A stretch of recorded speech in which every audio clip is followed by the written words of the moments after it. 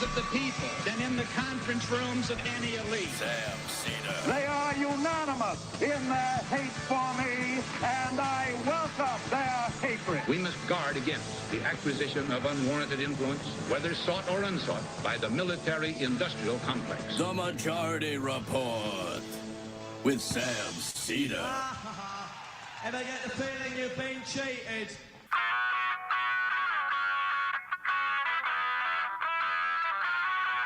It is Thursday, September 19th, 2024. My name is Emma Vigeland, in for Sam Seder, and this is the 5-time award-winning Majority Report. We are broadcasting live steps from the industrially ravaged Gowanus Canal in the heartland of America, downtown Brooklyn, USA. On the program today, Noah Kulwin and Brendan James, hosts of the Blowback podcast on season 5 of their phenomenal show, which drops tomorrow. And later in the show, Ross Barkan will be with us to talk about all the trouble that Eric Adams is in right now. Also on the program today, Israel attacks Lebanon's civilian population again, this time with explosives in walkie-talkies. At least 20 dead, hundreds injured. The UN General Assembly votes overwhelmingly to demand Israel end its military presence in Gaza and the illegally occupied West Bank. Internal government watchdogs say they'll soon publish an investigation of Biden's weapons transfers to Israel. The uncommitted movement has announced that Harris has not yet done enough to secure their endorsement, but discourages third-party voting and emphasizing Trump's danger. The Teamsters have declined to endorse any candidate for president after meeting with Harris. Quinnipiac shows Harris expanding her lead in swing states like Michigan and Pennsylvania, although the New York Times has her tied nationally. And you know what might explain that? Kathy Hochul being down 20 points in favorability in the same Siena Times poll, Democrats bleeding support in safe states from the presidential level, but that spells bad things for the House. She's again. Again, yeah. The Fed is finally cutting rates after the European Central Bank has done so twice already, and inflation is at its lowest since the worst of the pandemic, so naturally Republicans say it's a conspiracy to help Biden. You know, Jerome Powell, the Trump appointee, Biden kept on. Russia is now gaining ground, seizing a town in eastern Ukraine after it had appeared that Ukraine was making some strategic gains. Andy Beshear bans conversion therapy in Kentucky. Good for him. And lastly, for the first time in decades, overdose deaths have dropped in the United States, in part due to Biden making naloxone available over the counter. Just gotta say, good job, Biden, on that. All this and more on today's Majority Report. Welcome to the show, everybody. It's an EmMajority Report Thursday. I am back.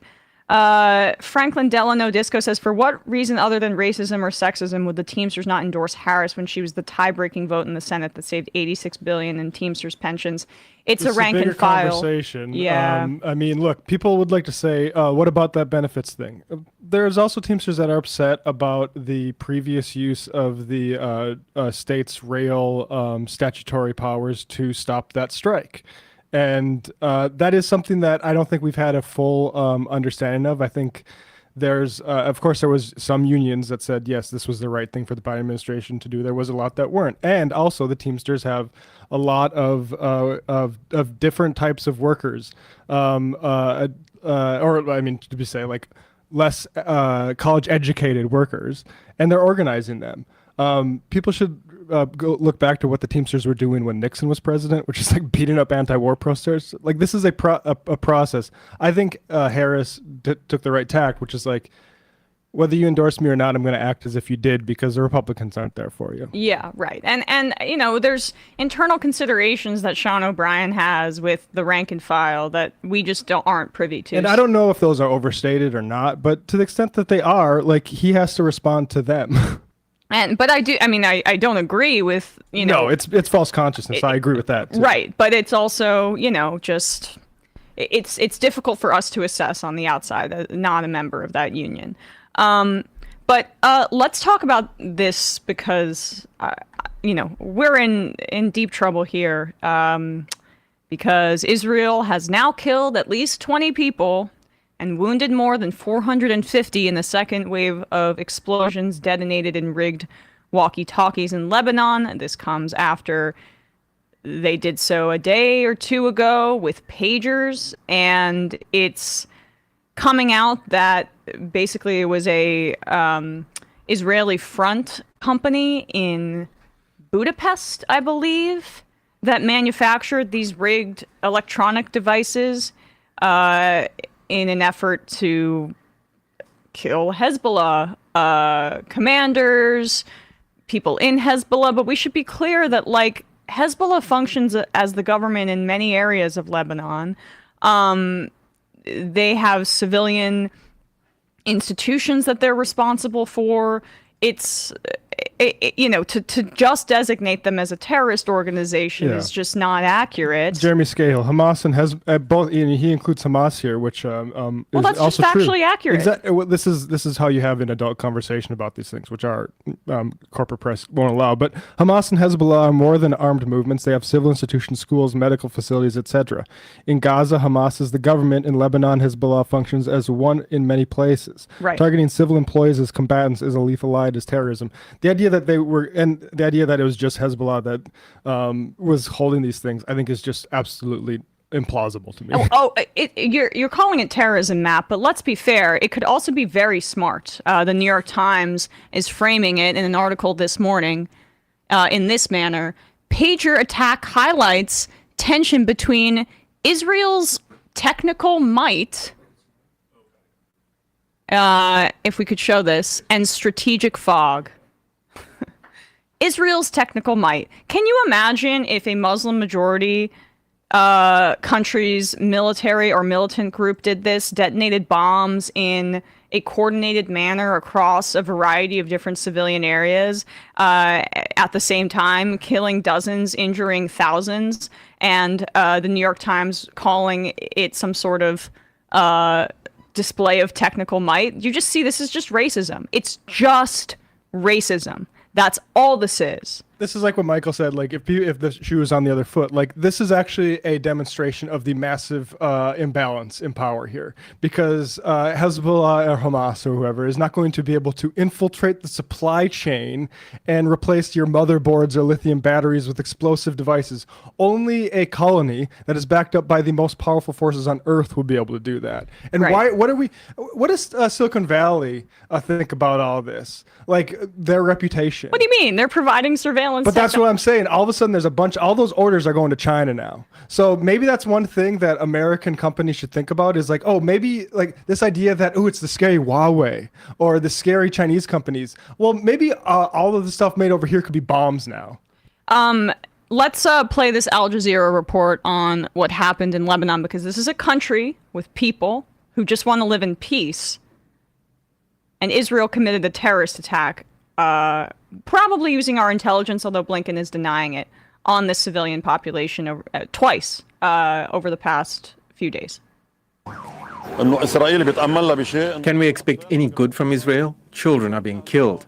Their parents had small devices and they are detonated. Of course we're scared. My children, my siblings' children, all of us. Who can feel safe in the situation?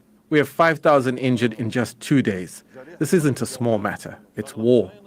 I'm scared of my mobile phone. I carry it, but I'm afraid of it. This has become an international issue now. Israel and the US are behind these incidents, and we're the victims caught in the middle. Ali Hashim reports from Tyre in southern Lebanon and how the latest attacks unfolded. Grief turned to fear in a matter of seconds. Crowds had gathered for the funeral of a child and members of Hezbollah. when hundreds of mourners were surprised by an explosion. Hundreds of Can you pause communication it for a sec? devices. I just want to clarify who that funeral was for. I believe that's the same funeral because I know that there was reporting that the bombs were going off in the midst of this funeral procession. If I'm wrong on this, I apologize. But this was a girl that was killed by one, again, look how sophisticated this is. Oh my gosh. Israel, what a display. The precision we're hearing. Precision. Smartness. 10-year-old Fatima Abdullah. Fatima was in the kitchen on Tuesday when a pager on the table began to beep. Her aunt said she picked up the device to bring it to her father and was holding it when it exploded, mangling her face and leaving the room covered in blood. She said Fatima was trying to take courses in English. Miss Musawi said she loved English. Let's keep going.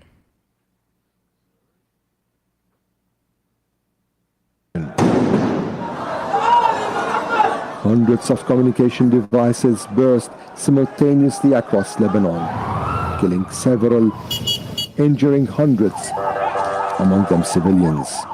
Yes, there are indeed many injuries, and today's incidents involved larger and bigger devices causing more damage. Therefore, the data might indicate an increase. We've observed a significant number of injuries. However, those who sustained serious injuries were severely affected, which raises our concern about a potential rise in the number of deaths. It's the second wave of coordinated attacks on communication devices in the country in 2 days. I did not expect what happened today. Things are repeating all over again. We had some devices here that we believed were 100% safe, but out of caution, we removed them from the store because we got worried. Our enemy is a traitor. May God give us peace. That's all we can say. The Lebanese group did not comment on Wednesday's attacks, but blamed Israel for detonating hundreds of pagers the day before. Hezbollah officials called this a new phase in regional tensions and warned of reprisal. They also, just hours ago, said this was an act of war. This is what Israel wanted to do. The first order of what they wanted to do was to make people terrified. Psychological warfare, to make everybody in Lebanon afraid of their phones, of their electronic devices, of their pagers, of other things in their home. A Knesset member said recently, over the past few weeks, they want to make a Beirut suburb look like Gaza. So these are explicit threats towards the people of Lebanon because Hezbollah has been explicit in their intention. They have been levying attacks in the north because of the genocide Israel is committing in Gaza. They say they will stop if Israel does not attempt to expand northward, which they're trying to do as we speak, and if the genocide in Gaza stops. They've been explicit. Same with the Houthis and their blockade in Yemen, and we have to have this whole conversation about how bad the character of the Houthis are. Why do they hate us? These are resistance organizations. These are resistance groups. These are heroes in the community because of what we're seeing. Can you imagine? Look at what we did after 9/11 when we were attacked in this city. I mean, it's not equivalent, but that's because there's a massive gulf and hypocrisy here in terms of the standards applied to poorer countries that we want to exploit and what U.S. empire gets to do. And of course, we're going to be having a conversation in just a moment with Brendan James and Noah Coleman of the Blowback podcast about what the United States did and wrought in Cambodia. But this is this is an attempt to goad Hezbollah into a larger response because they have been unable to do so. In Tehran, the Israeli government, in a similar manner, by the way, I think they had a bomb hidden, killed one of the people that they were negotiating with in Hamas, Hania. One of the most pro-diplomacy representatives. So that's but that was a provocation that Iran did not respond to. Yep. Right? The United States doesn't want a regional war, just from our own self-interests. I'm saying that with trepidation. I don't think the Biden administration does want that, given their stance towards Afghanistan. I think that's safe to say, but they're not willing to do what needs to be done to prevent it, because Israel desperately wants a broader regional war. Because there's no reality that we can return to after this genocide that they've committed, in which Israel is without continuing aggression. If it were to stop tomorrow, Israel's weakness would be exposed. So this is an attempt also to reestablish their deterrence capacity. It's not going to work long term, but you have these idiots in the United States and in Western press talking about this slaughter as if it's this technological achievement, and aiding the propaganda that Mossad is everywhere, and they're so you got to look out for Israel, and you better not cross Israel. What does it take? How many acts of aggression is this going to take for us to shift policy? It is absurd. Yeah. Amended Protocol 2 of the Convention on Conventional Weapons. It is prohibited to use booby traps or other devices in the form of apparently harmless portable objects which are specifically designed and constructed to contain explosive material. Without prejudice to the provisions of Article 3, it is prohibited to use weapons, blah, blah, blah. You know, this is against the law. It's another thing that we're just ignoring. Yep. Praying that diplomacy wins in this situation. That's all we can really say at this moment, and that this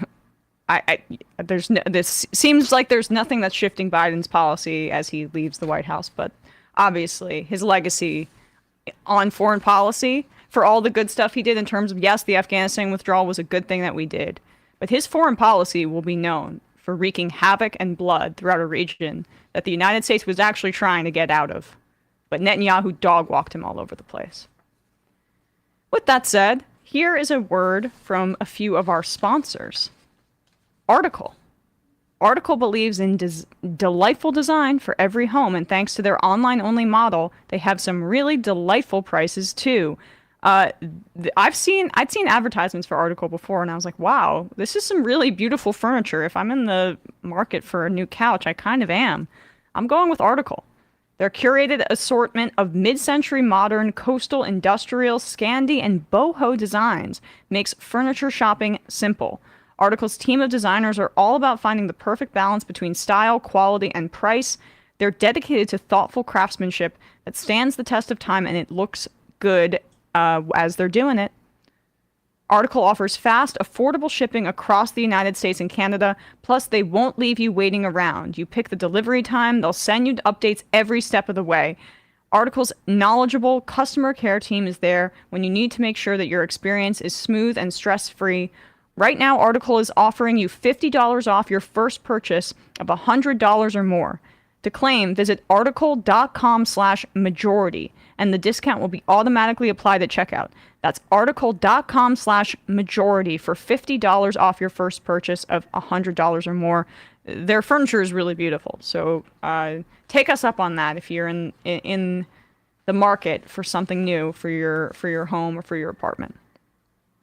And lastly, ever wonder how much of your personal data there is out there on the internet for anyone to see? It's a lot more than you think. Your name, your contact info, even your social security number, home address, information about your family. It's all being compiled by data brokers and sold online. Over the last decade, the United States has witnessed steady growth in politically motivated, threatening online behavior, peaking around election cycles, as we've been seeing. A key enabler of the growth of personalized political attack ads online is the abundance of sensitive personal information that is available. Angry, politically polarized individuals are now able to find private personal details from data brokers on 98% of U.S. citizens. Delete Me research shows the volume of personal data on individuals available online has tripled between 2019 and 2023 to an average of over 525 pieces of personal information per person, available free for as little as $5 per profile. You can't always control whether you are a target, but you can make it harder for politically motivated threat actors to escalate threats by taking a proactive approach to the security of your personal information. That's why I personally recommend use and choose Delete Me. Like, I'm kind of prime candidate for this, and I've been using Delete Me since I joined the industry. Seriously, like, I think I was recommended to by someone at my old gig. And and I'm glad that they're a sponsor here because I can personally say I think it does a great job. It's a subscription service that removes your personal info from hundreds of data brokers. Delete Me finds and removes any personal information that you don't want online, and makes sure it stays off. Delete Me is a subscription service. It removes your personal info and helps also protect from potential identity theft, doxing, phishing scams, etc. Sign up and provide Delete Me with exactly what information you want deleted, and their experts take it from there. Delete Me sends you regular personalized privacy reports showing what info they found, where they found it, and what they removed. And it's not just a one-time service. Delete Me is always working for you, constantly monitoring and removing the personal information that you do not want out there. To put it simply, Delete Me does all the hard work of wiping you and your family's personal information from data broker websites. Take control of your data and keep your private life private by signing up for Delete Me. Now a special discount for our listeners. Get 20% off your Delete Me plan by texting MAJORITY to 64,000.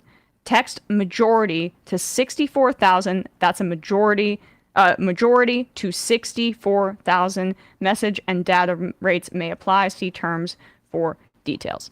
All right, folks, quick break, and when we come back, we'll be with Noah Kulwin, and Brendan James.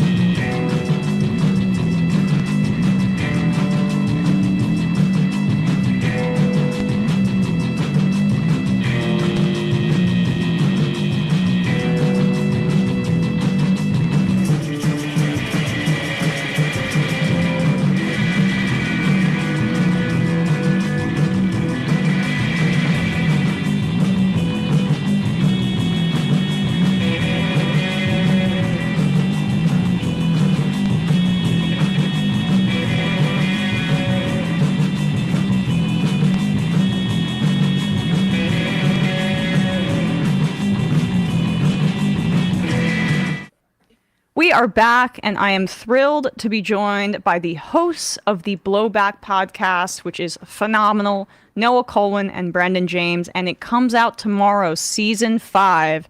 Check it out, folks. How are you guys doing, Noah and Brendan? Pretty good. Excited. Same tale of woe for me. I disagree with Noah. So this season's on Cambodia. We had you guys on, I think, for your season 4, which was Afghanistan. You did the Iraq War, Cuba, the Cuban Revolution, the United States' involvement in Cuba, season 3, the Korean War, then Afghanistan, and now we're here, the story of Cambodia, the Khmer Rouge, the United States' involvement. Either of you guys can take this, but why did you decide to talk about Cambodia? It's really not in the public's mind whatsoever, given the secrecy that the bombing campaign kind of operated under. Well, we had often been asked to do a Vietnam season, and we will never acknowledge what fans want us to do ever, let alone do it. But of course, it was in our minds. But it's that's the one war that I don't think is dying, for a yet another treatment from some kind of American piece of media. However, the Cambodia story was a way into that whole conflict, because the Vietnam War really wasn't just the Vietnam War. It was this whole, we call it like a constellation of conflicts, where that was the initial catalyst. And so talking about, secret bombing raids and coups and assassinations, and then, of course, the sort of bait and switch of dealing with the Khmer Rouge to get back at other local enemies of America. That was all very attractive to us to get into, and might have things to say about, of course, the news cycle, today. Yeah, I mean, I guess it occurs to me in Vietnam, right? The protests and I guess the cultural mythology behind it seems to be inextricably linked to Americans dying, right? And in the same way that when we talk about genocide and World War II, for example. The United States is diligent in portraying us as the moral actors that that stood up to Germany and was against the Holocaust, obviously, which flies in the face of the fact that, we turned away Jews that were fleeing, but now also that the Soviet Union lost like 20 million people fighting the Nazis, but we get to be the victors in that situation. It's so that in particular, I feel like, is informative in how the anti-communism mythology came to be post World War II and how U.S. empire spread its tentacles around the world in Vietnam, but then of course in Cambodia, where we carpet bombed an entire country. Noah, if you could just take it from there. Sure. I mean, I think that the one thing that we were attracted to about the season, to build on something that Brendan said, not so much attracted to the atrocity, but seeing how this story brings together so many different elements of what we have talked about and who we've talked about in previous seasons.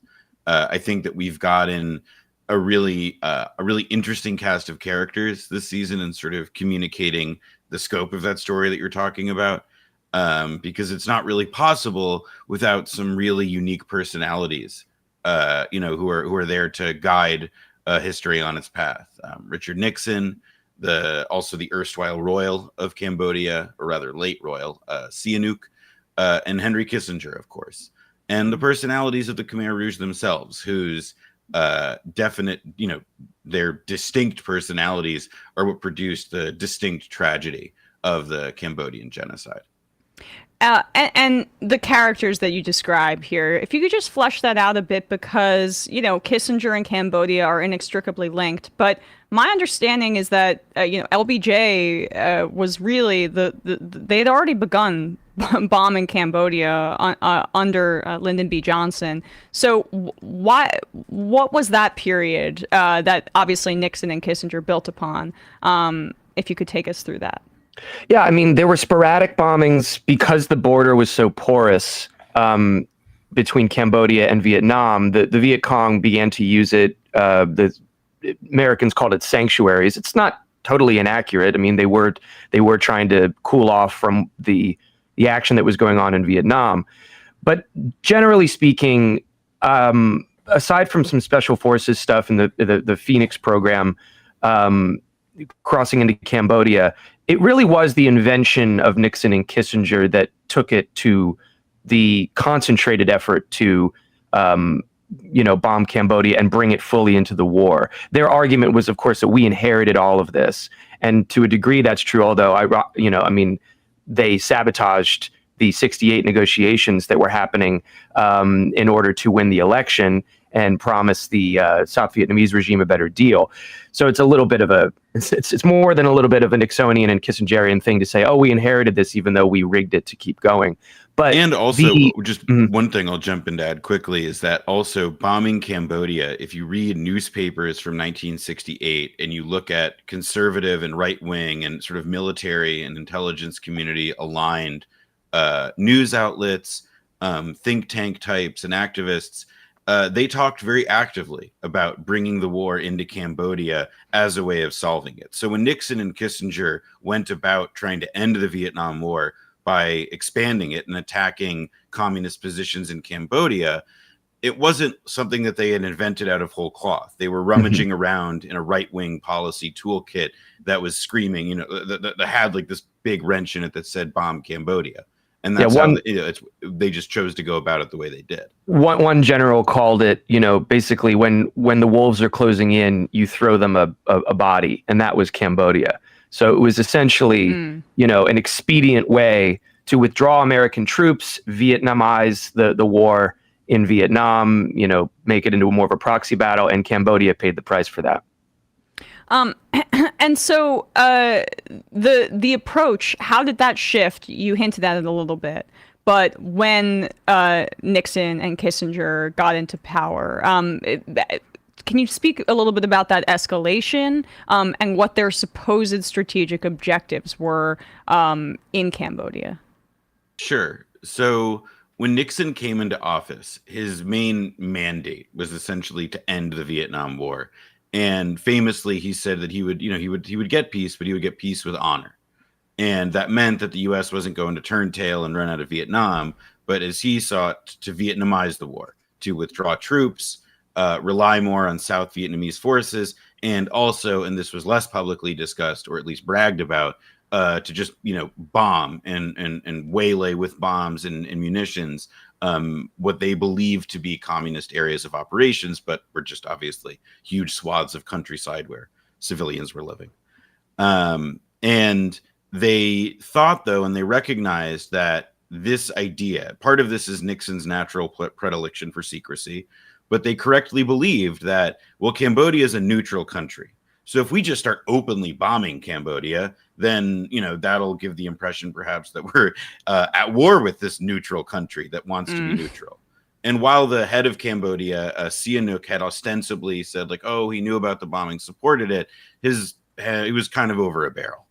And I think the one sort of dimension I would to add, or the final piece of it to describe, is that Nixon and Kissinger then, after deciding that we needed to bomb Cambodia, it had to be in secret, they went about creating what was known as the false or dual reporting system, where they basically created an entirely separate set of books that they could use to run the Cambodian operations. They burned all the figures. They lied about it completely. It was run directly from the White House and through Kissinger to the highest levels of the military, to the actual airmen who were carrying out the operation and who were running, essentially, again, after they finished these bombing missions, which they first called Operation Breakfast and then Operation Menu as it went on for months, it was, again, to stress, entirely secret, and was actually the basis for, when it was revealed in part in a New York Times article, was the basis for the first Nixon witch hunt. So this Cambodia bombing was the dirty secret of the Nixon administration in its first couple of years.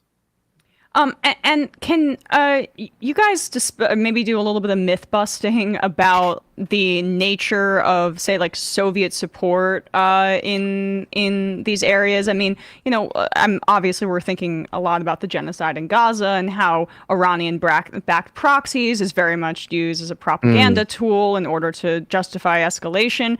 I think you could draw some real parallels to how the Soviet Union is portrayed in Vietnam, and then by extension, of course, Cambodia.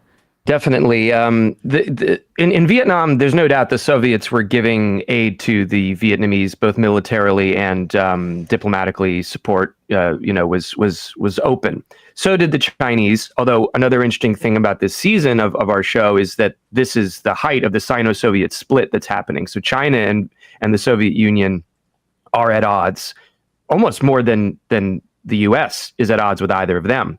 And that factors into the story in a big way, because the U.S. and China will eventually meet at an embrace under the Nixon and Kissinger diplomacy. But the Soviet Union had nothing to do whatsoever with the Khmer Rouge. In fact, they were creeped out by them, and eventually... Can you explain who the Khmer Rouge are, too, as well, for the audience that may need a bit of a primer on this? For the Zoomers. Yeah. Yeah. And the millennials and the Gen X and the Zoomers. The Khmer Rouge, if the name Pol Pot rings a bell, the Khmer Rouge were a communist insurgency within Cambodia that originally was just kind of like an auxiliary force to the Viet Cong. The Viet Cong did most of the fighting in Cambodia. It was only till the very end of the war that the Khmer Rouge, which were the local communists, started to pick themselves up, and they claimed they were victorious in the civil war in Cambodia that our invasion kicked off. And they went on for the next 3.5 years to impose probably the most total sort of violent vision of the parody of what communism in the Black Book of Communism could be. Some don't even argue it was communism because it was so detached from any kind of logical program, but forced labor all across the country, extermination of ethnic minorities, hence the Cambodian genocide, and just mass executions known as the killing fields. That was the immediate result of the end of the war in Cambodia that America had started. And then, as kind of the second half of our show, we move into what is often less discussed, which is the U.S. collaboration with the Khmer Rouge to strike at Vietnam, once we had withdrawn from that country. So we became partners with the Khmer Rouge. We defended their seat at the UN. We sent them under a coalition. We sent them military and financial support. That is to say, the Soviet Union at the time was with Vietnam and the Eastern Bloc trying to unseat the Khmer Rouge after they had been driven from power by the Vietnamese, trying to completely stamp them out. And we were standing in the way. Zbigniew Brzezinski, who was the guy who had organized the Mujahideen, was the same guy who was behind the Khmer Rouge policy. And dad of Mika, who of lovely you may Mika. be familiar with from Morning Joe. So the Khmer Rouge, their rise in Cambodia. Can you give us a little bit of a timeline in terms of how the bombing campaign correlated with the Khmer Rouge and then the United States' support for the Khmer Rouge? They committed mass genocide in the country of Cambodia too. Yeah. So we're really talking about a specific period of, like 69 to 75, which is the sort of covering the rise of the Khmer Rouge beginning from the period of the bombings, because the bombings begin in 69 and they are not just an escalation in, horrible violence and tragedy for Cambodians, but it also becomes an escalation in policy that Nixon then makes explicit the following year with the announcement of an invasion of Cambodia. Now, this is an invasion of South Vietnamese troops going into southern Cambodia with the assistance and support of the American army. And the Cambodian invasion which is preceded by a coup that removes Sihanouk and installs an American client dictator named Lon Nol, who is literally insane. He had a stroke. He was an unwell man. And like a Buddhist, just a strange, like Khmer supremacist, who preceded the Khmer Rouge. And so Lon Nol comes into power and he really runs this like rather shambolic state. And by dislodging Sihanouk from power, who then joined up with, as a symbolic leader, the Khmer Rouge, all of a sudden, the Khmer Rouge, this kind of, I don't want to say rinky-dink, but small and marginal compared to previous, forms of Khmer insurgent struggle against Sihanouk, all of a sudden they are the most significant game in town. And they are supported very seriously by China. And at this time, before the end of the American War, or at least before, while South Vietnam is still around, they're also supported by Hanoi and North Vietnam, although that will eventually change. And so the Khmer Rouge are sort of this, like truly a wild card. Not much was known about them. They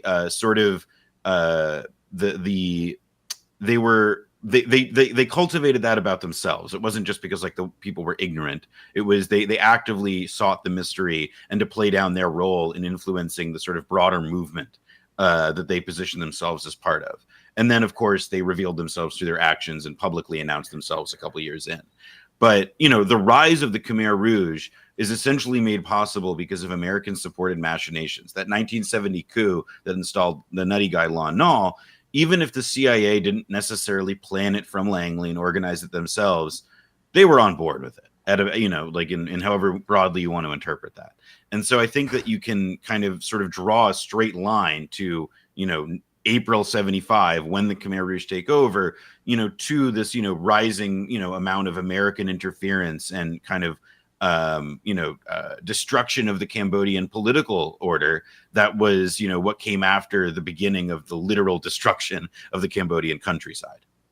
And the value of the Khmer Rouge for Nixon, Kissinger, the CIA, etc. Is it just like they were going to keep slaughtering people in North Vietnam? That was part of it for them? Or was there also, there's propaganda value clearly in them labeling themselves as communists and can you talk about the inauthenticity of that and, the Soviets and how they viewed the Khmer Rouge, or expand even more on that point? Yeah, so as Noah just laid out, that was everything up till they took over. The Americans were not allied with them during their time in power. They didn't really do anything to dislodge them, but they weren't allied with them. Although Kissinger did say, while they were in power privately, we'll make friends with them. The fact that they're murderous thugs we won't let that get in our way. So there was obviously going to be a shift, because already Vietnam had whipped America in the war. 75, America's out of that war, and Vietnam's unified again. And it was starting to look like the Khmer Rouge, this strange, isolated movement in Cambodia, would be a good blunt instrument against Vietnam, because Vietnam, another strain of our story in this season, is the attempt at normalization between Vietnam and America. And Nixon had promised them war reparations, which we never gave them. And so that they were really pushing for those war reparations, which would have been a whole year of GDP for them. Instead, what they got was increased attacks on their border from the Khmer Rouge, because Pol Pot, essentially things were going south. People unsurprisingly did not enjoy the killing fields, and they knew that they needed an external enemy in order to retain some legitimacy. And so that's when they started attacking Vietnam. Yeah. To emphasize that like things were going really wrong and that Vietnam was the answer to that. Like, this was a country that had never known famine, that had never known, serious issues. But because they evacuated, the first thing the Khmer Rouge did was evacuate the capital city of Phnom Penh, which by that point was overstuffed with refugees from the countryside. You all of a sudden had all of these people who had, many of whom had no experience whatsoever in rural life, who are now essentially being forced to do like extremely draining and often, pointless, radical agricultural labor.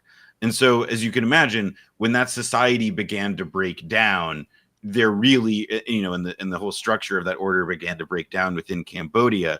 I'll let Brendan go back to it now, but that was this. It was, it's hard to understate just how much the violence against the Vietnamese like clearly grew out of and was exacerbated by like a catastrophic state of dysfunction that had been reached within like 18 months of being in power. Yeah, this was the war after the war. Everyone knows the Vietnam War. What came after was the quote-unquote Third Indo-Chinese War, after the French, after the Americans. And that was the Khmer Rouge versus Vietnam. And Vietnam went in 78, December of 78, and said, we're getting rid of this Pol Pot guy. He's slaughtering our citizens across the border. He's slaughtering people inside of Cambodia. And Vietnam kicked out Pol Pot. And bafflingly, looking back on it today, this was met with international condemnation led by the United States. Because of Vietnam aggression. Imagine invading a country in Indochina and breaking their sovereignty. That's what the Americans said. And so they were punished. There was a famine looming because of Khmer Rouge policy, and America blocked food and humanitarian aid from going in to punish the now Vietnamese allied government that had replaced the Khmer Rouge. And that's when we do our Faustian bargain with the Khmer Rouge. They become an insurgency. And again, much like the Mujahideen, we say through Brzezinski that this is the blunt instrument we will use to attack Vietnam for the next 10 years while they occupy Cambodia. And that's when you get them literally being a part of U.S. policy until the early 90s, in which they are still carrying out, albeit as an insurgent force, the same kinds of policies they were always doing while they were in power. And Pol Pot, and by the way, Pol Pot traded his Mao jacket for safari suits and pastel colors and said, we need to follow the West now. We're not communists anymore. To your point, Emma, about the ultimate disposable utility of socialism. I think originally they did consider themselves socialists, but they were really more just xenophobic nationalists at the end of the day. And there's a one other dimension of that sort of initial period when America in 80, 81, and then throughout the 80s is sort of standing with the Khmer Rouge insurgency and against Vietnam. Is that a couple months after Vietnam kicks out the Khmer Rouge, like we're talking like a matter of 7 to 8 weeks, it becomes clear, and then China follows through on its own in attack on Vietnam, which is mostly a symbolic strike. But the sort of purpose of it is to back up and sort of demonstrate to Vietnam that, like, listen, you may push the Khmer Rouge out of power, but you're still going to have like this, we're still going to be here supporting them against you. And we, like the Chinese leadership at that point, led by Deng Xiaoping, who sort of rather famously called the Vietnamese the hooligans of the East. They have a sort of long-standing geopolitical rivalry that exists outside of the Cold War world order. He also called them the Cubans of the East, which is funny. Because the Cubans were allied with the Soviets, and the Chinese were like, "You think the Cubans are things of the East? Can we call them? I don't know." But so China then attacks Vietnam, and it's it's like they retreat, and it's very damaging, and people take losses and what have you. But it's also to sort of illustrate that like what is also going on here is not just that we're teaming up with the Khmer Rouge to punish Vietnam, but that we are able to team up with the Khmer Rouge because we have these really good friends in the Chinese, and yes, other countries like Thailand. But the Chinese are the really important ones, and the Chinese will then become our friend. And it's also a story about the dawn of the kind of world order that is now ending, in which the Chinese and sort of Chinese manufacturing base and the rising, the Asian tiger economies were such an important part of global growth in the last 40 years. But now we are obviously seeing, the U.S. retreating from that. West, precisely. Right. Which sort for of our is, own interests, capitalistly, obviously, because onshoring this kind of stuff just makes more sense for bottom line. And then, I mean, even our economic policy is framed in competition with China. That was in part what, we're still embroiled in the Middle East, but administrations for the past 2 decades have wanted to move towards a more militant policy towards China as like a sole focus. The Asia pivot. And Obama's Asia pivot. There's a real, to your point on reshoring, what this means, though, for these other, smaller countries in the region, Vietnam, Cambodia, Vietnam is actively seeking to absorb a lot of this manufacturing capacity from the West that's being taken out of China. They're appealing to European automakers and industrial powers, American automakers and industrial powers.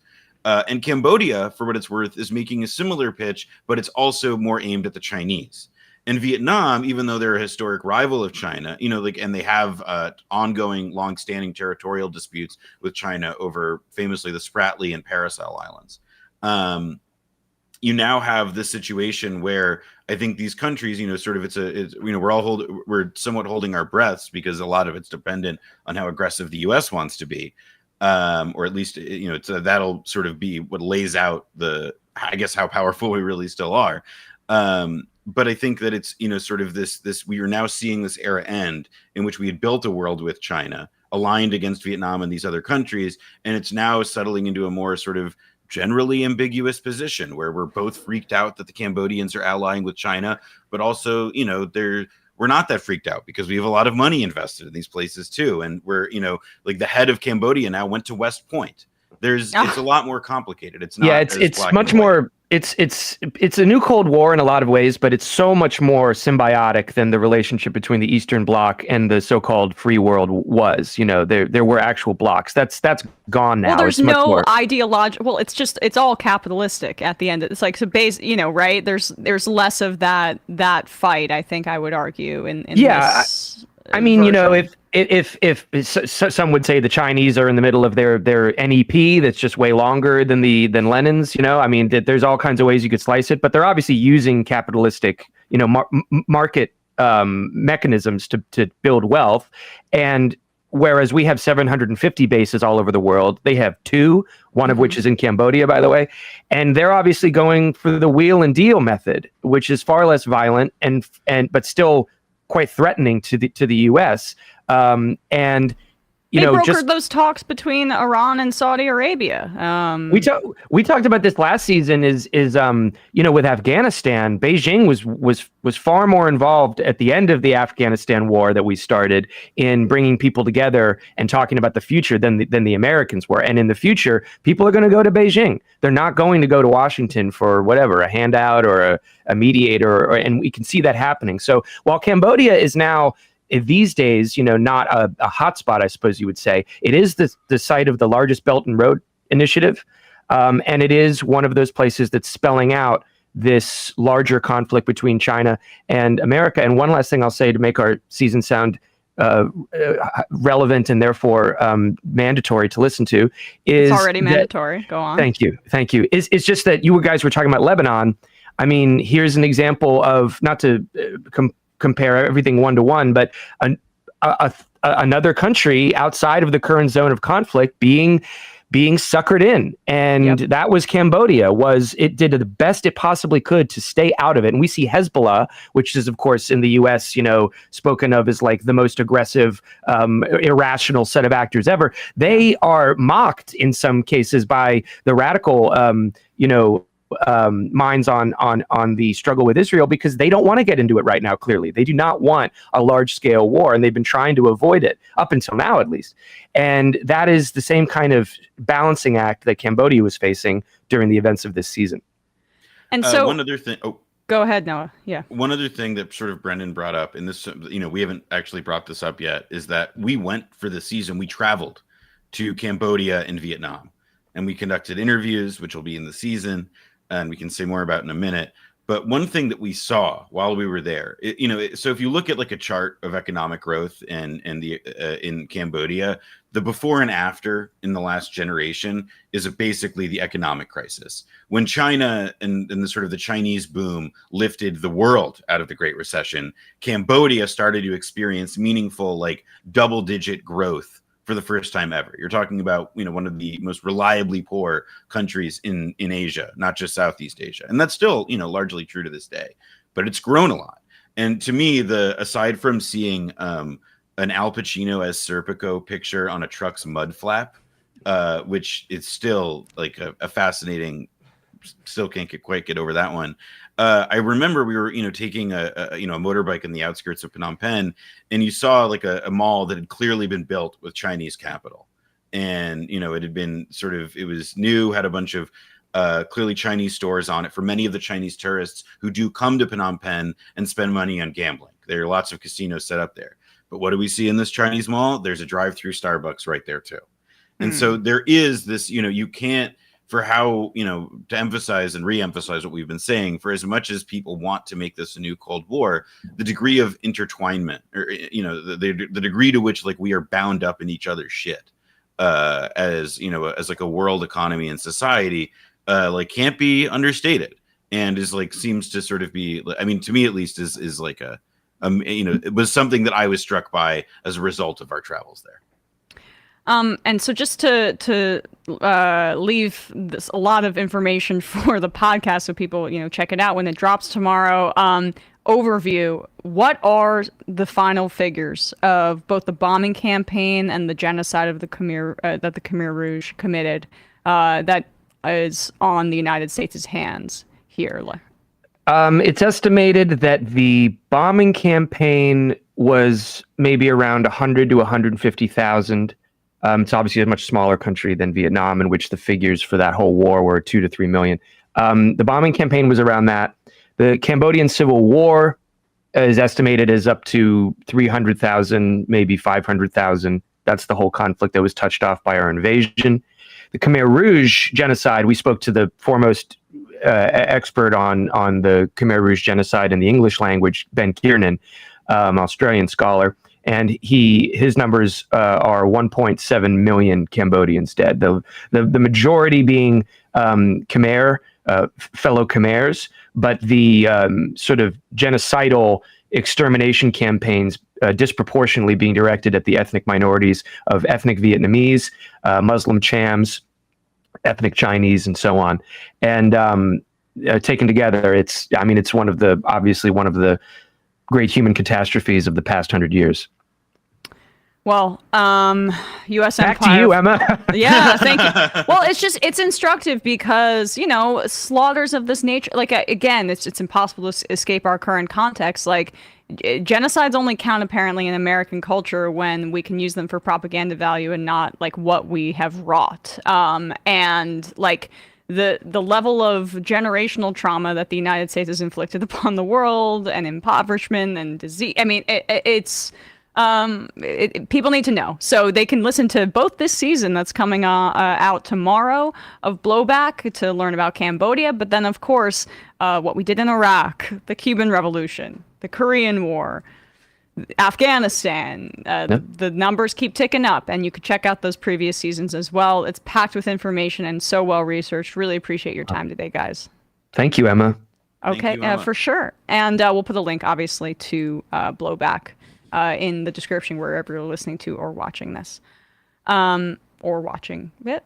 Was that the right way to construct a sentence? You did it well, yeah. Oh, good. Thank you. I know how to speak. Listening or watching, I think those are the two main ways that we're trying to get through the sense of feel. Live streaming Braille has not been figured out yet, but yeah. Okay, soon enough. All right, folks, quick break, and when we come back, we'll be talking with Ross Barkan.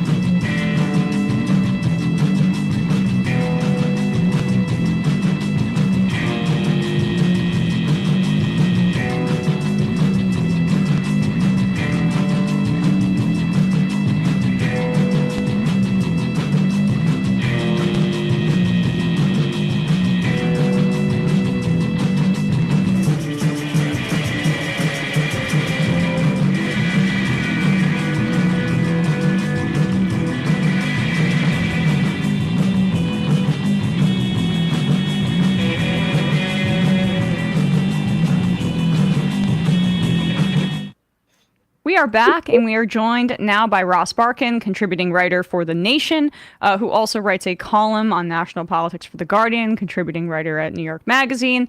And his latest piece for The Nation is entitled, Is Eric Adams' Luck About to Run Out? Ross, thanks so much for coming on the show today. Yeah, thank you for having me. Great to be on. So, can you just summarize the chaos of Adams's first 3 years in office for people who may not be in New York or New York City or aware of this?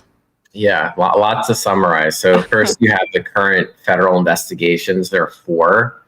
They all concern different matters. One, which forced the police commissioner to resign, related to his twin brother running a consulting firm of some sort that was advising restaurants and nightclubs on how to deal with the NYPD if they had fines or complaints or things like that, and the firm was taking a fee, and in return, the twin brother of the police commissioner would say he would, take care of things. So there's no indictments from any of these, but it sort of seems like a classic quid pro quo.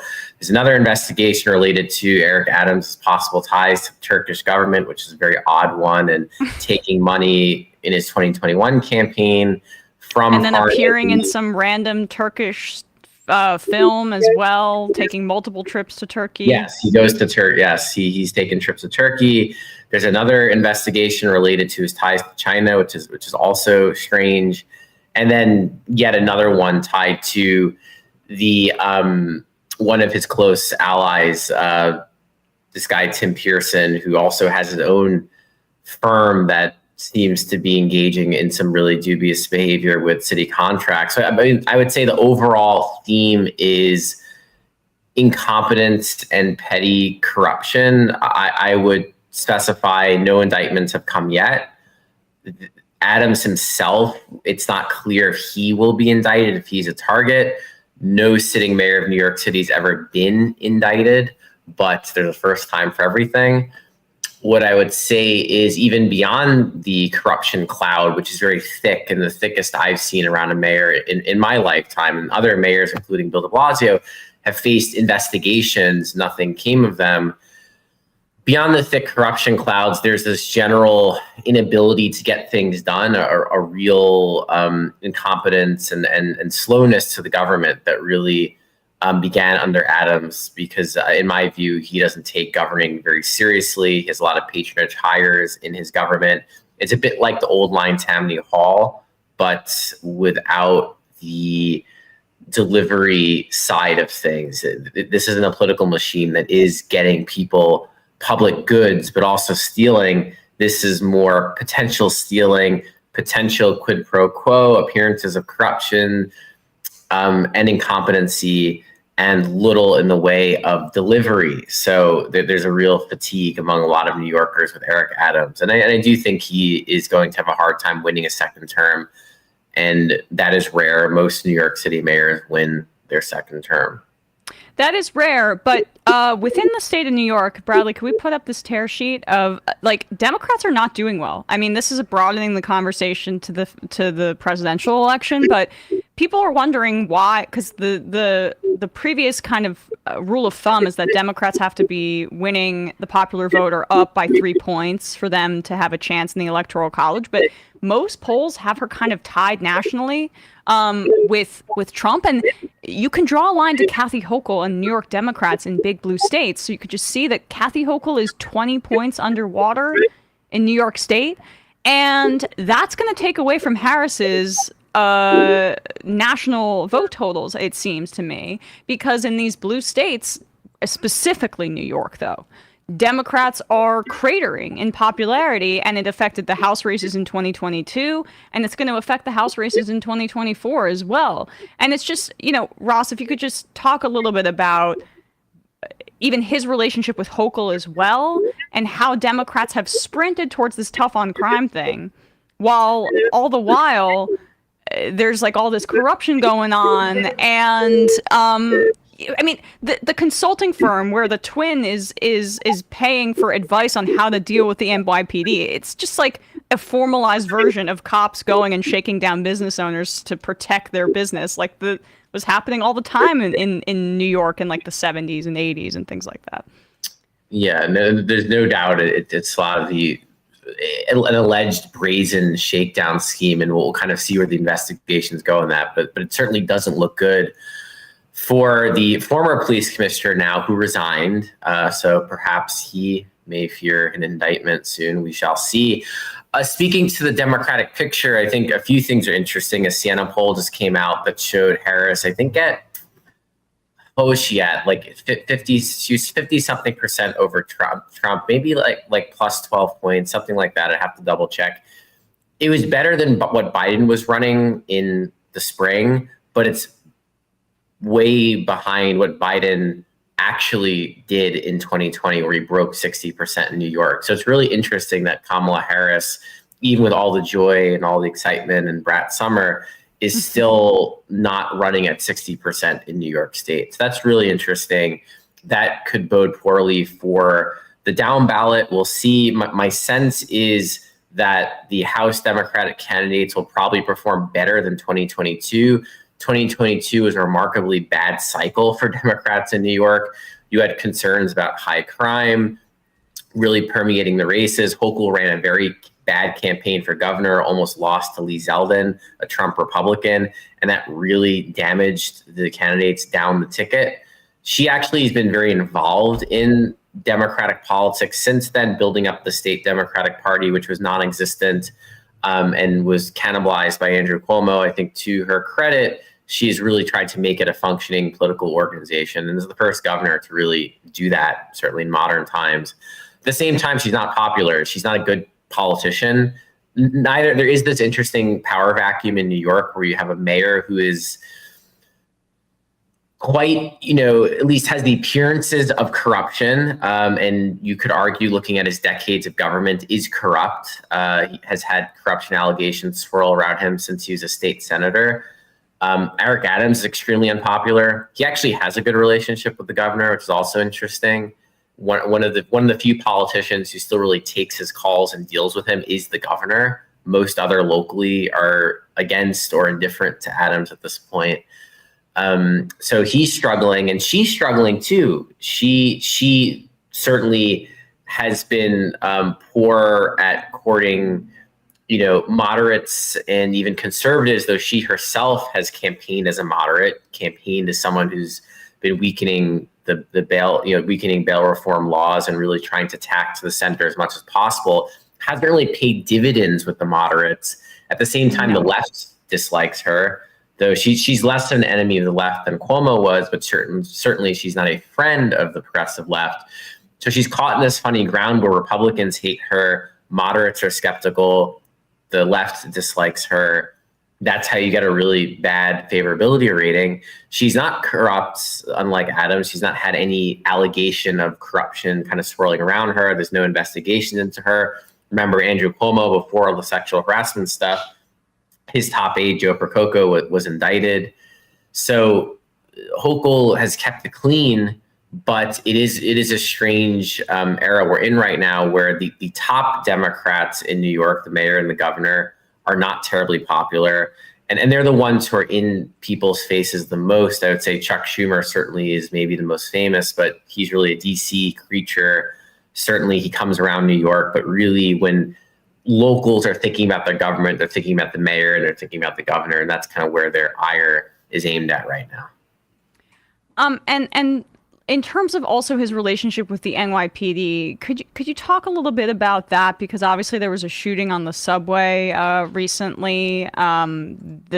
Apparently the police pursued this guy who skipped a turnstile and didn't pay the $2.90 that the subway fare requires, and so I guess like shooting 4 people makes total sense in the midst of a crowded subway station. By the way, subway murders, for all of the coverage the New York Post gives it, single digits in terms of those figures last year, I believe. So like Eric Adams came into power, right, in response, like he appeared like he could be a reformer because that's previously how he was, but at the end of the day, he ran more towards like anti-defund the police stuff, pro-cop, all that. And it was perceived by the national press as like, see, here you go. People don't want police reform. This is a good example of a Democrat who ran and won.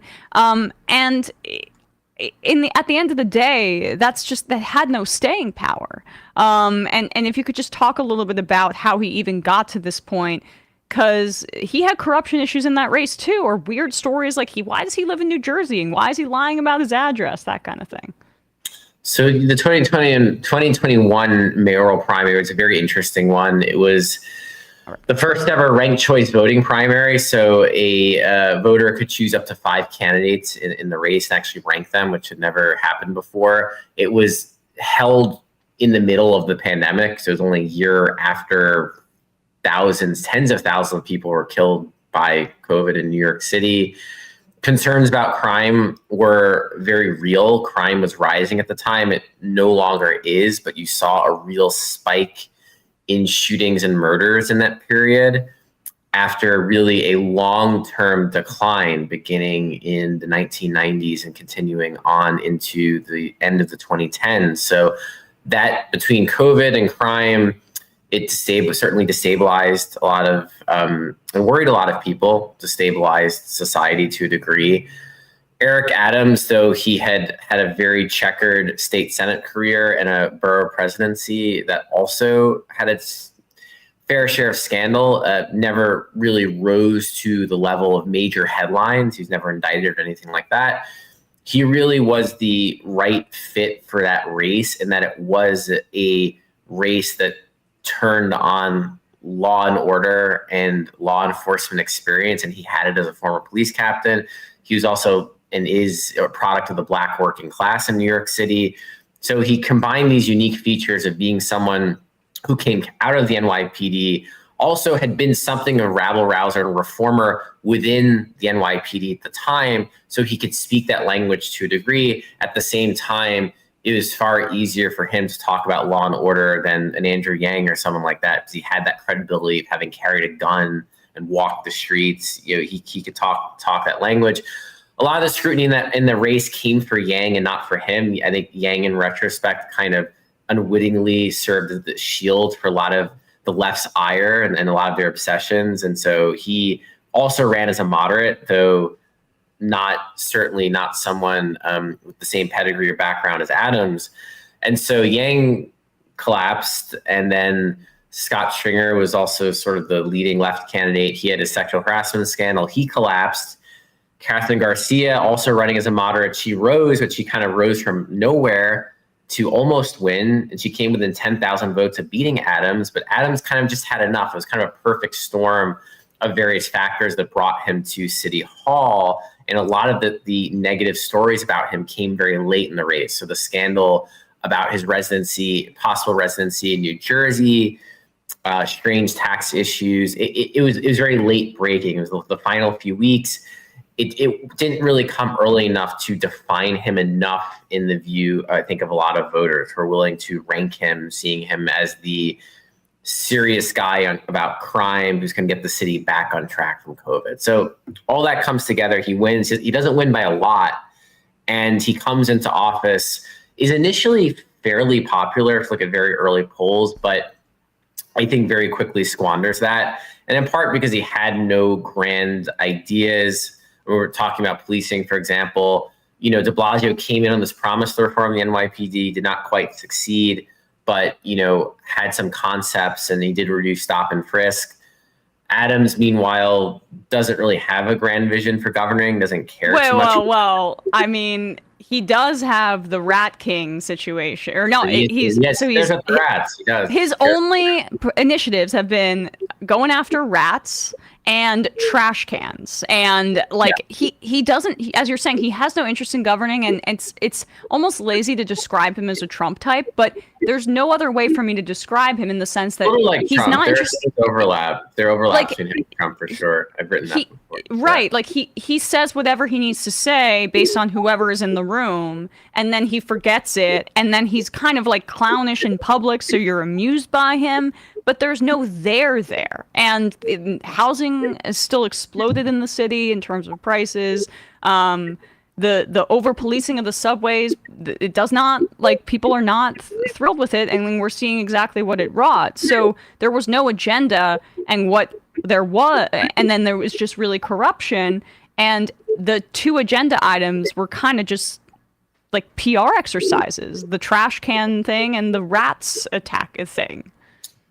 I would say for Adams, and in his defense, I'll say he's not completely devoid of policy accomplishments. I think there's some interesting things happening on the rezoning front in New York City and building more housing. I think he has sort of fought some of what I would call, the sort of the staunch NIMBY agenda, though Adams himself is not pro-tenant at all. He is very much aligned to the real estate industry, but I think he is trying to get a more equitable construction of housing across the city, which is something like Bloomberg never did.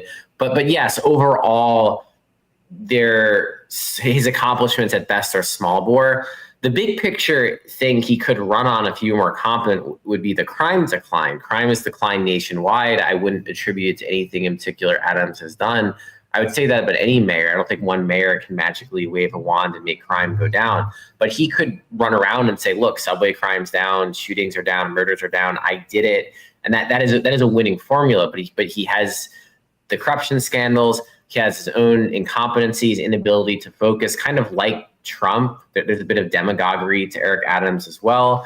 So he can't quite benefit from what should be a trend line in his favor. And I think, and the subway issue, I'll address the subway issue too, both Hochul and Adams really fear-mongered around crime in the subway. I don't want to downplay subway deaths and subway crimes and hate crimes. I mean, they are real issues, and there is something to be said about having a police presence in the subway. I don't think you can say the absence of one is a wonderful idea. But at the same time, Hochul was dispatching National Guard troops for no good reason into the subway earlier in the year. You have these instances where both Hochul and Adams are very, very concerned about fare evasion. Yes, fare evasion is an issue. At the same time, it's the sort of thing, if the MTA was better at spending money and more competent, they would put in new gates and sort of better ways to prevent people from jumping turnstiles, as they have in Europe or Asia. If you go to other metro systems, it is hard to actually evade the fare. Well, those improvements were supposed to be paid for by the congestion pricing thing that Hochul torpedoed. So, and then of course, congestion pricing, which Hochul put on pause and might come back. And it was one of those maneuvers that was in theory popular statewide, but hasn't added to her popularity, though I think Hakeem Jeffries might feel it's going to help the House Democratic candidates running in the suburbs of New York City. We'll see. But just putting aside the politics of it, pausing congestion pricing was a terrible policy decision because, yes, as you said, it was going to fund a lot of capital improvements that now are on hold. And there are a lot of upgrades that the subway system desperately needs that congestion pricing is going to pay for. Perhaps it still will in the near future. We're going to see. But as of now, it is sort of like financial chaos for the MTA, this big black hole, and they don't quite know how they will fill it. So you've got a lot of factors here, right? And so you get to this incident, this terrible incident with a cop chasing a mentally ill guy, it appears, who didn't pay the fare, which it shouldn't be something you get shot at for. And I think there's sort of a few factors, right, coming into this. One is the number of mentally ill on the streets of New York City and the lack of services for them, the lack of housing for them, the lack of facilities for them, the lack of mental health facilities, hospitals. This is not Adams' fault necessarily, but certainly this is not the administration to go in and try to fix it. They don't have the wherewithal to do it. You've got, poorly trained police relative to at least police in other countries, well trained by American standards, but not by, I would say, like German standards or something like that. These police tend to be young. They tend to be inexperienced. They give them a gun and then they set them loose. And so you get, really crazy incidents like these where someone is opening fire in a subway station. So it's very tragic. It's sort of one more, I think, strike against the Adams NYPD. And I do think you add it all up, right? Adams has had the lowest approval rating in a Quinnipiac poll of any New York City mayor since the 1990s, since they started polling. You bring it all together, and you see a mayor who's really endangered. Unlike Trump, who's kind of survived all this scandal and built this cult within the Republican Party, Eric Adams has no cult within the Democratic Party. He's got a base, he's got a working class base, but he's not popular enough necessarily to just power through all of this. And I do think if indictments come in these various scandals, if people close to him are indicted, if his ex-police commissioner gets indicted, he is in deep, deep trouble politically, even if he never ends up in prison or anything like that. Ross Barkan, contributing writer for The Nation. The piece is entitled, "Is Eric Adams' Luck About to Run Out?" Thanks so much for coming on the show today, Ross. Really appreciate it. Thank you for having me. All right, folks, with that, we're going to wrap up the free part of this program, head into the fun half, where the number is 646-257-3920. We rely on your support, everybody, to make this show possible. Join themajorityreport.com, please. Yeah, we keep getting banned on TikTok. Sorry for anybody who was trying to watch on that. Maybe because I don't know, did I say genocide like No. 17 times? They have weird. First, somebody reported us for something, and now it's for reproduced content. What? But again, like the things that we reproduce here are reproduced to commentate on. But anyway. Oh, we have Brandon.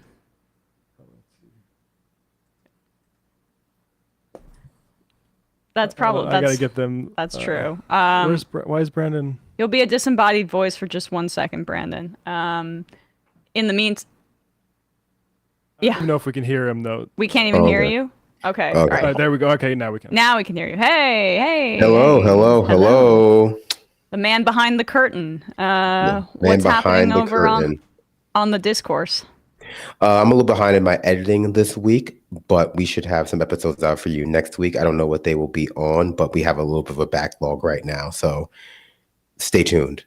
You can follow me on Twitter. You can follow me on Twitter, not X, but Twitter at Pretty Bad Lefty, so you know when they come out, though, as always. Matt Binder, hello. You are muted. Hello, how are you? Hi, I'm doing well. What's happening on your shows? Yeah, so on the stream this week, just did a call-in show, update everyone with, because I didn't do one last week because of the debate. So took a bunch of calls to make up for it this week. And that was last week. Yeah. That was last. It feels like 100 years ago. It literally feels like 100 years ago. Yes. We've already had 3 more attempts on our beautiful president's life in that time. And time goes by fast and slow. Yeah. People care even less this time. Okay, but sorry, Binder, go on. No, it's just the call-ins. Check it out. YouTube.com/Matt Binder. Talked about a lot of topics all over the place, all over the world too. Beautiful. Matt, what's happening on Left Reckoning? Oh yeah, Left Reckoning. Check out Left Reckoning. Oh, and ESPN. We're doing our picks today, and we're being brief. 646-257-3920. See you in the fun half.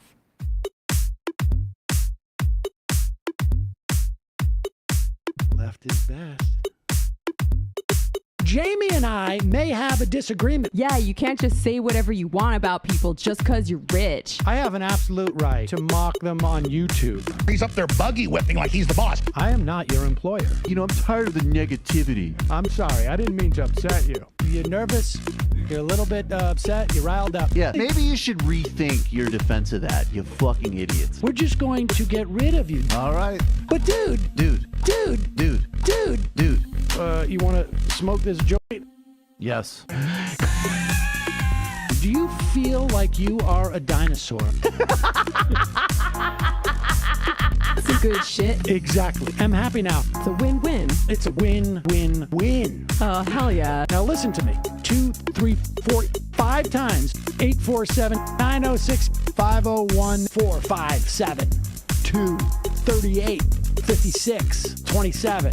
1 half. 5 eighths. 3.9 billion. Wow. He's the ultimate math nerd. Don't you see? Why don't you get a real job instead of spewing vitriol and hatred, you left-wing Limbaugh? Everybody's taking their dumb juice today. Come on, Sammy. Dance, dance, dance. Ooh.